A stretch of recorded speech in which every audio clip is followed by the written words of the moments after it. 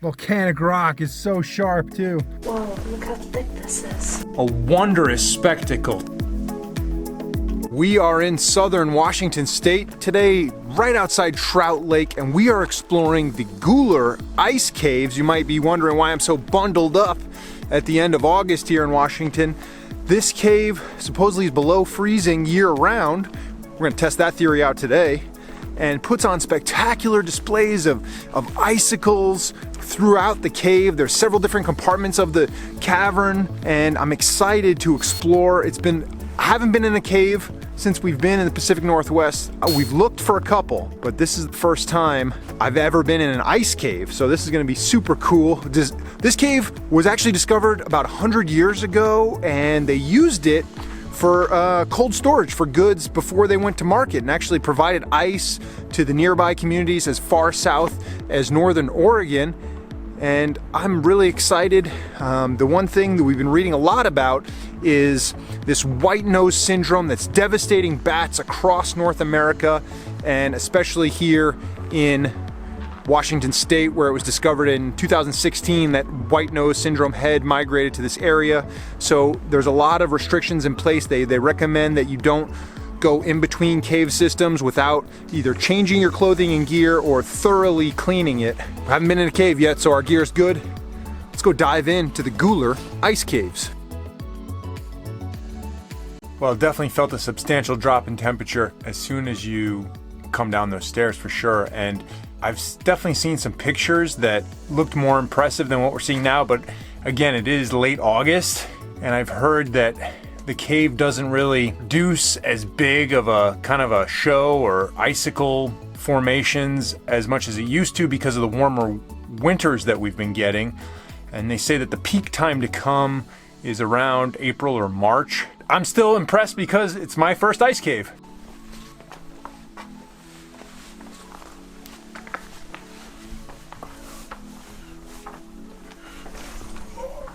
It is a lava tube ice cave, so formed by old lava flow, and I guess the ice is formed from snowmelt, seeps down from above, and then as the groundwater or the snowmelt water seeps into the cave, it's cold enough that it freezes, and that's what is going to produce like the icicles and stuff like that.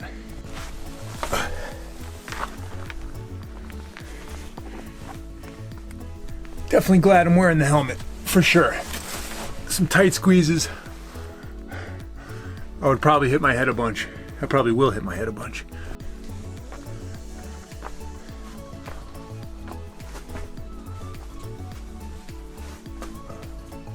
Whoa, temperature difference is crazy. It's fogging up the lens. We went all the way through the large chamber. Now we're gonna go back because near the stairs, there were several, at least 2 or 3 little areas that look like you could squeeze through and explore some more.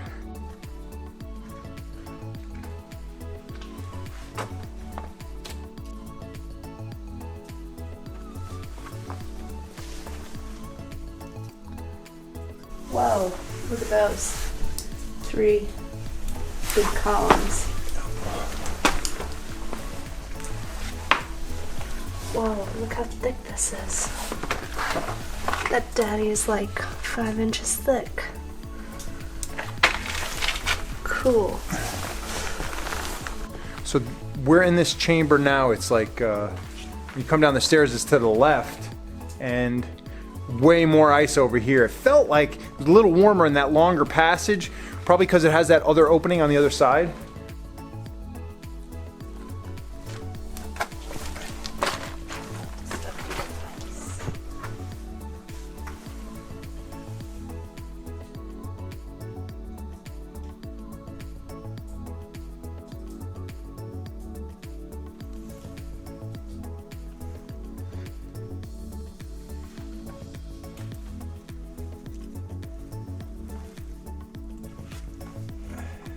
I can see why they recommend micro spikes for the ice cave. I mean, obviously today it's not too bad, but if you come during peak ice cave season in the spring, I would say for safety, micro spikes would be highly recommended.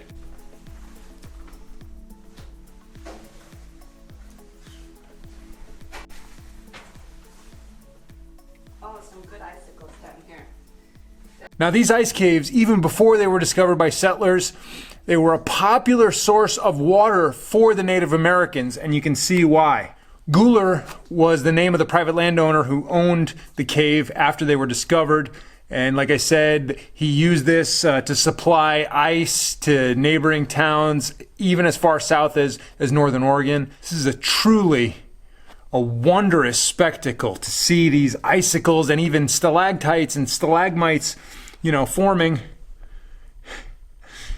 as the ice, probably the top of the icicle has melted. It still leaves that bottom formation. It's truly a wondrous sight. First ice cave experience, technically speaking, an ice cave volcanic lava tube. Nice combination of environmental factors and historical geological events have contributed to make this amazing spectacle.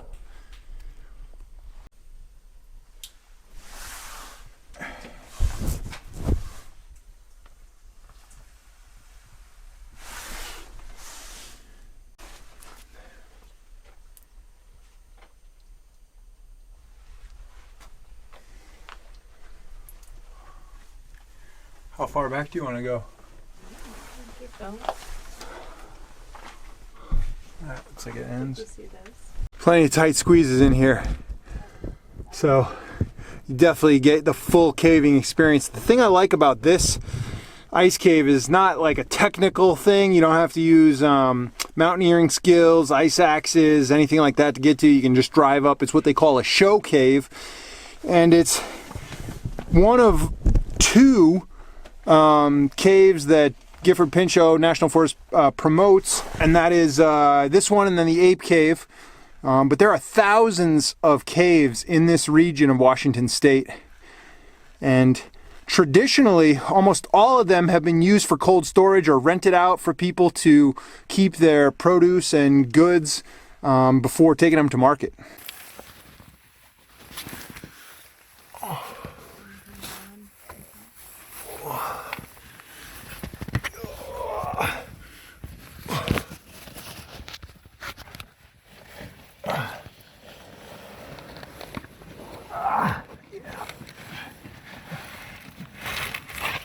So this would be one of those squeezes I'm talking about. Helmet is a must for sure, and elbow and knee pad protection would be ideal for sure. Wow. Oh yeah, a big chamber up there. This is what caving is all about for me. I love getting in these tight little nooks and crannies. This volcanic rock is so sharp too. It's grippy when you're walking on it, obviously if it's not covered in ice, but yeah, full body protection is a must because it'll tear your clothes up, it'll scrape you up real good. Okay. Obviously bigger is relative. I'm not scrunched up and squished, but can't stand up or anything. Wow. Whoa. So I just came through that squeeze into this bigger chamber here. Pretty cool, can almost stand up in it. This is so cool. Plenty of surprises. Plenty of squeezes like this. I saw at least 5 or 6 total. And you get through that little squeeze and it opens up in this giant compartment. Awesome. I wonder if in the wintertime it's hard to get back here. Guler Ice Caves, wow. In terms of a first ice cave experience, I highly recommend it. You need to have, you know, like your annual National Parks Pass. There is a day use fee, so annual National Parks Pass. They do not take the DNR Discover Pass here. No camping here, but there's an abundant picnic area, plenty of picnic tables and fire rings. Absolutely amazing, guys. Obviously, clean your gear. Don't bring gear in from another cave. We want to prevent the spread of this white nose fungus thing that's killing all the bats. We didn't see any bats in here, so Unfortunately, they may not be in this cave anymore. Some of those squeezes I went through, I'm wondering if during the winter when they get the heavy icicles, you may not even be able to pass through those squeezes. But man, tremendous experience out here. Highly recommend it. Great for the beginning. Spelunker. Plenty more coming from Washington, guys. I am so excited to bring you an abundance of amazing places in Washington State. And then soon, in about a week and a half, we'll be in Canada. Plenty more coming. Hit that subscribe button. But in the meantime, get out there, find your adventure, and be infamous.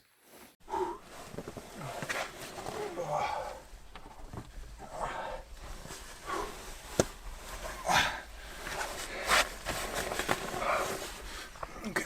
Whoa! Hope I didn't crush my ND right there. Oh.